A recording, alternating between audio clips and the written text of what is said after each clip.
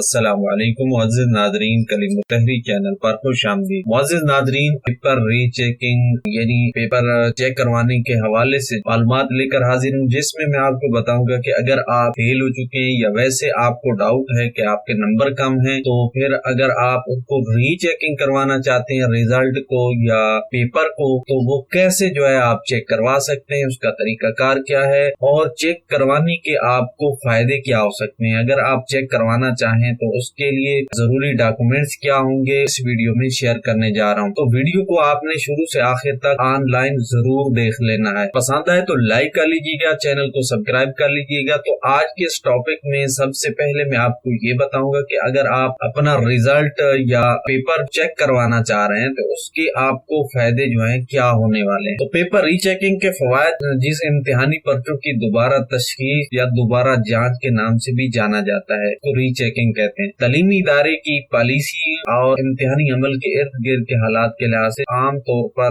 بہترین فوائد ہیں، وہ میں آپ کے ساتھ شیئر کر دوں۔ سب سے پہلا فائدہ یہ ہے کہ غلطی کی درستگی۔ پیپر ری چیکنگ کا بنیادی مقصد ابتدائی درجہ بندی کے عمل کے دوران ہونے والی کسی بھی غلطی کی نشاندہی کرنا اور ان کی اصلاح کرنا۔ اس میں نمبر جو آتے ہیں، آپ کا ریزلٹ آتا ہے، ان کو نشان زدہ کرنے، ٹوٹل کرنے یا ریکارڈ کرنے میں غلطیاں جو ہو جاتی ہیں، ان کو درست کروانے کے لیے آپ ری چیکنگ کروا سکتے ہیں۔ یعنی اگر آپ کی نمبر لکھنے میں غلطی آ گئی یا نمبر لگانے میں غلطی ہوگی یا ٹوٹل کرنے میں غلطی ہوگی، تو وہ آپ کی درست ہو جاتی ہے۔ دوسرا فائدہ انصاف اور شفافیت۔ دوبارہ جانچ پڑتال یعنی ری چیکنگ کے امتحانی نظام میں منصفانہ اور شفافیت کو فروغ دیتی ہے۔ یہ طلباء کو اس وقت بات کو یقینی بنانے کی اجازت دیتا ہے کہ ان کے کاغذات کی درستگی اور درجہ بندی کے قائم کردہ معیار کے مطابق جانچ کی گئی ہے۔ یعنی تسلی ہو جاتی ہے کہ واقعی جو ہم نے پیپر دیا تھا یا جو ہمارے نمبر لگے وہی ہیں، یا ان میں کوئی رد و بدل تو نہیں ہوا۔ تیسرا فائدہ کہ طلباء کا اطمینان۔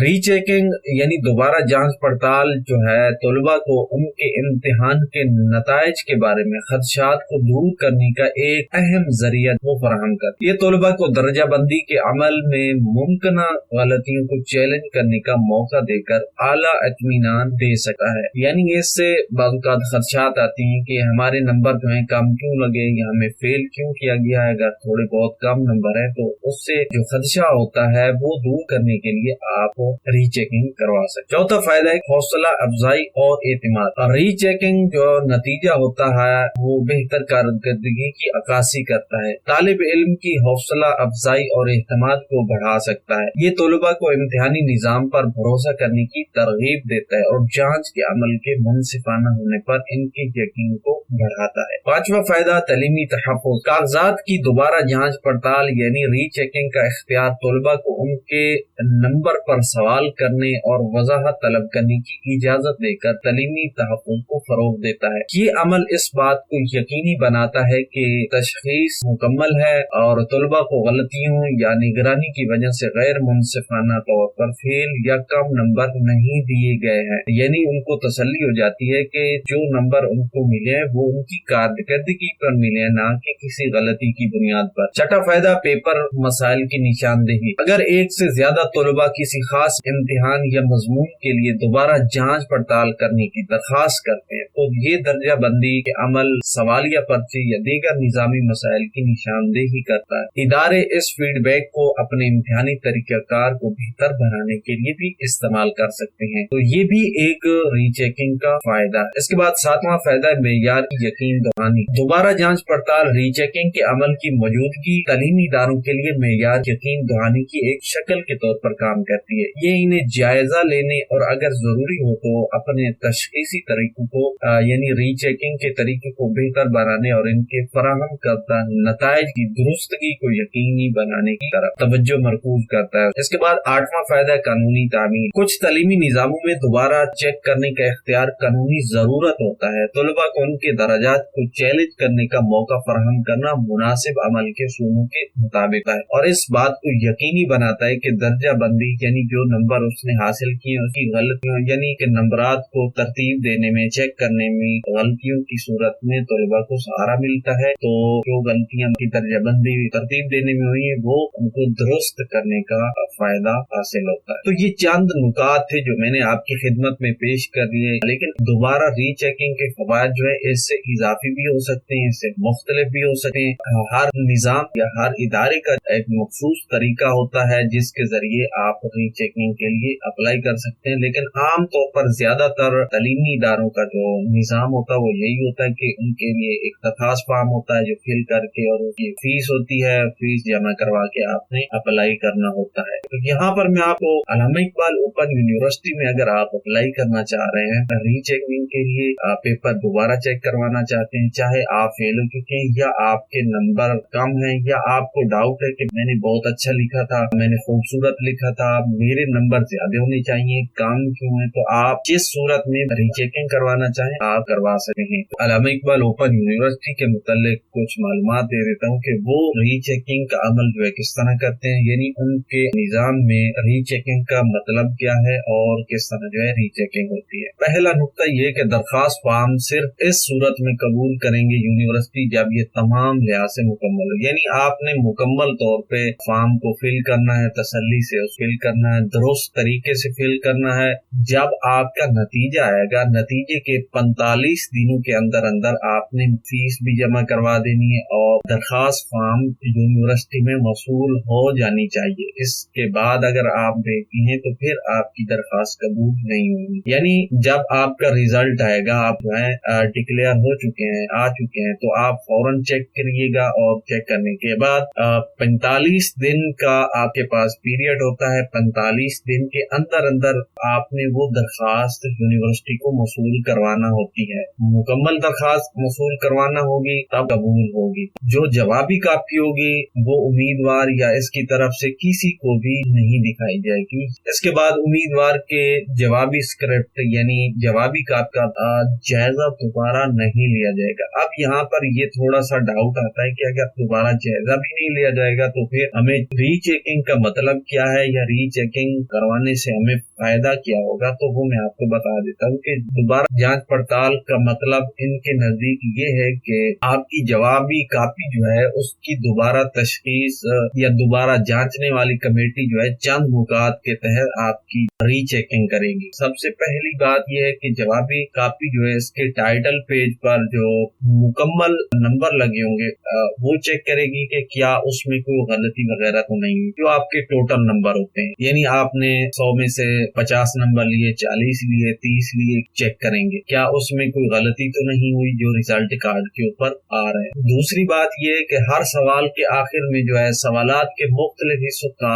टोटल नंबर जो होता है वो सही तरीके से बनाया गया या नहीं, ये आपकी जवाबी कापी से जो है चेक किया जाएगा। यानी बाज़ औक़ात सवाल इस तरह होते हैं कि एक सवाल के कई जुज़ होते हैं और हर जुज़ के अलग अलग नंबर होते हैं, यानी 20 नंबर का कुल सवाल है और हर जुज़ के हिस्से में 5-5 नंबर आते हैं। तो इस तरह बाज़ औक़ात नंबर लगाने में गलती आ जाती है कि आपके कुछ जुज़ के नंबर लग जाते हैं, कुछ जुज़ के नहीं लगते, लेकिन वो सवाल के हिसाब से आपके नंबर कम बनते हैं। तो वो कमेटी जो है ये जुज़ के हिसाब से जो है तमाम नंबर चेक करेगी कि क्या तमाम जुज़ के नंबर मिले हैं या नहीं। तीसरी बात, जवाब कापी जो होगी उसके टाइटल पेज पर तमाम टोटल जो है वो देखेंगे कि जो वहां पर दर्ज है क्या वो ही आपके रिजल्ट कार्ड में भी दर्ज है या रिजल्ट कार्ड और जवाबी कापी के नंबरों में डिफरेंस है, यानी उनमें फर्क है। तो ये चेक करेगी, अगर उनमें कोई गलती कुताही हुई तो फिर वो आपके नंबर जो है दुरुस्त हो जाएंगे।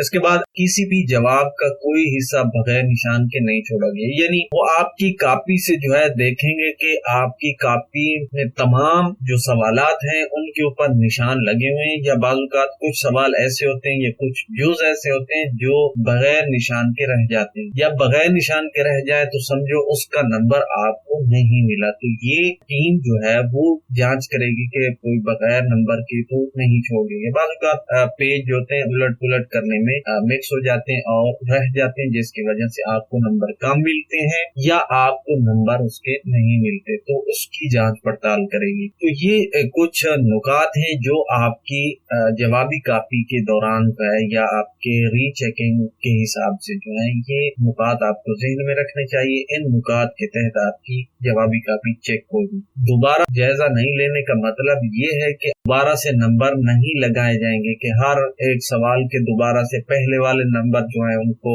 खत्म करके फिर दोबारा से नंबर जो है लगाए जाए। ऐसा नहीं होगा, बल्कि जो नंबर लगे होंगे उन्हीं की जांच होगी, जो नंबर मिस हो गए होंगे उनको लगाया जाएगा, और जो गलत लगे हैं या छूट गए हैं या गलती होगी वो दुरुस्त करके आपको रीचेक करके दी जाएगी। तो ये मतलब है रीचेकिंग का। इस तरह अगर आप समझते हैं कि आपके नंबर कम है, यानी पास होने में आपके 5-6 नंबर जो है कम है, तो फिर आप अप्लाई कर दीजिए। अगर आपके नंबर 2-3 है और आपने अच्छा पेपर दिया था, बिल्कुल एक्यूरेट दुरुस्त तरीके से पेपर दिया था, और आपके रिजल्ट कार्ड में कम आए हैं, तो फिर भी अप्लाई कर दीजिए। अगर इसके अलावा अदर नंबर है तो फिर उसमें अप्लाई ना करिए तो बेहतर है, क्योंकि अगर 10 नंबर से कम है तो हो सकता है कि डबल नंबर लगाने में जो है गलती हो गई हो, मिस्टेक हो गई हो। अगर आपके 40-45 से ऊपर नंबर है लेकिन आपके पास होने से कम नंबर है, तो फिर भी हो सकता है कि कुछ नंबर मिस हो गए होंगे।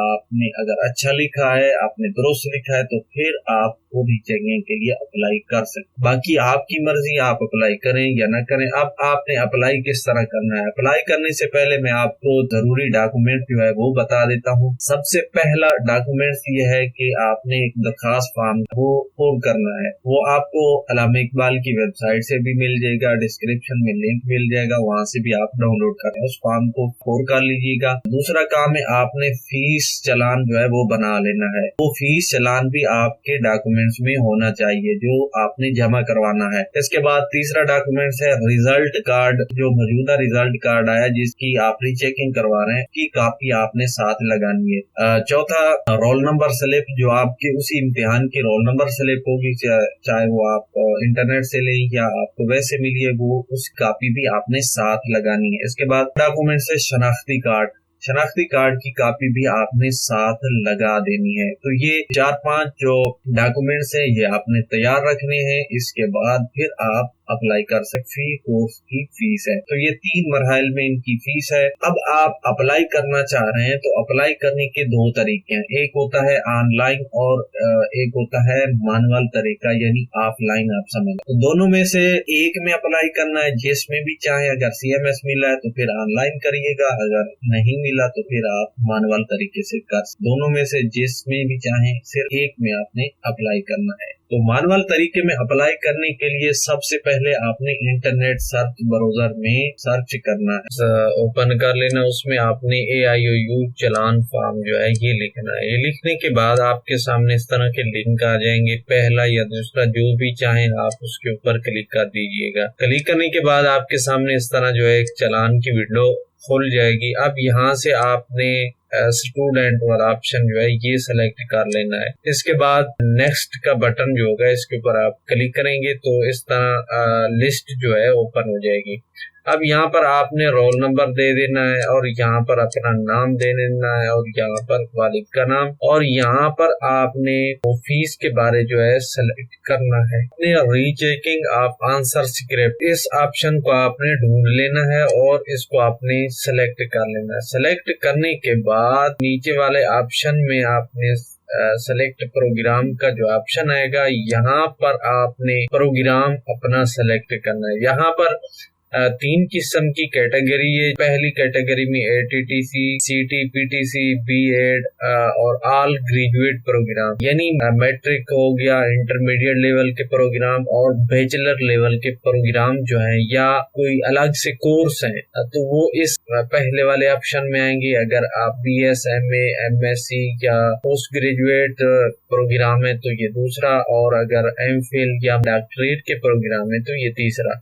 तो यहाँ पर हम पहले को सेलेक्ट कर लेते हैं। इनकी फीस जो है उनमें डिफरेंस है, पहले वाले ऑप्शन की फीस कम है, दूसरे की जो है थोड़ी ज्यादा है और तीसरे की उससे ज्यादा है। जो भी आप मुनासिब समझे, जिसके लिए भी आप करवाना चाहें तो वो सेलेक्ट कर लीजिए। उसके बाद डाउनलोड बटन के ऊपर क्लिक करना है। जो ही आप क्लिक करेंगे तो इसके बाद चालान फॉर्म जो है आपके सामने आ जाएगा डाउनलोड होने के लिए, या आप चाहें तो यहाँ से भी प्रिंट कर सकते हैं।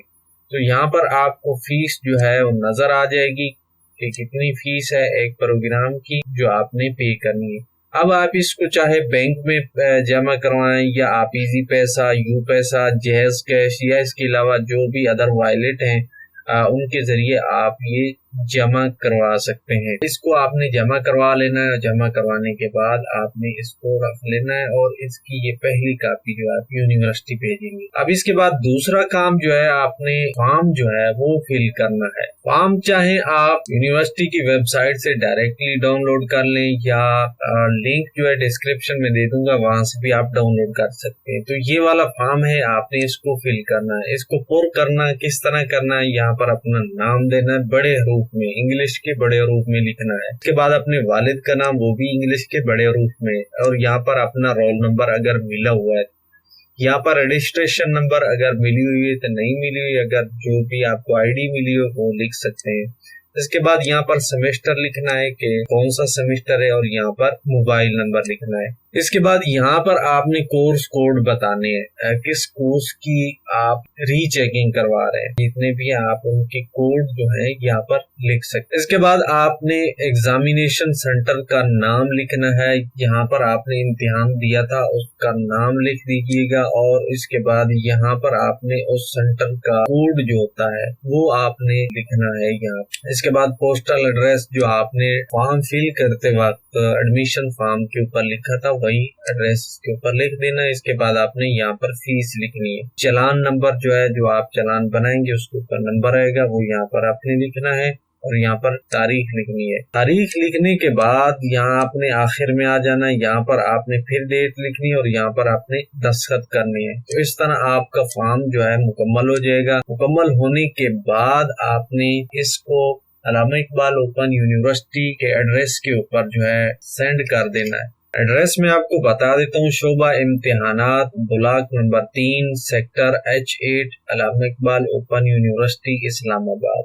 तो ये वाला एड्रेस होगा, इसके ऊपर आपने जो है इस दरखास्त को भेजना है। अब इस दरखास्त फॉर्म के साथ जो डॉक्यूमेंट्स हैं वो कौन कौन से लगाने हैं वो मैं आपको बता देता हूँ कि पहला ये फॉर्म होगा, दूसरा इसके साथ जो चलान फॉर्म आपने इंटरनेट से बनाया था ये वाला, तो ये आपने इसके साथ प्रिंट करके जमा करवा के इसकी एक कॉपी जो है भेजनी है। बाकी कॉपियां जो है वो आपने खुद रखनी है अगर आप जैज़ कैश इजी पैसा से पे करेंगे। अगर आप बैंक से करेंगे तो फिर आपको सिर्फ एक कॉपी जो है मिलेगी, एक कॉपी आपने अल्लामा इकबाल को भेजनी है, एक बैंक वाले रख लेंगे। तीसरा डॉक्यूमेंट्स इसके साथ जो आपने लगाना है वो है अपना शनाख्ती कार्ड। चौथा जो डॉक्यूमेंट्स है वो आपने रिजल्ट कार्ड जो आपका मौजूदा आया है उसकी कॉपी आपने इसके साथ लगानी है। इसके बाद अगला डॉक्यूमेंट्स है रोल नंबर स्लिप जो आपकी होगी वो आपने उसकी कॉपी भी इसके साथ लगानी है। तो ये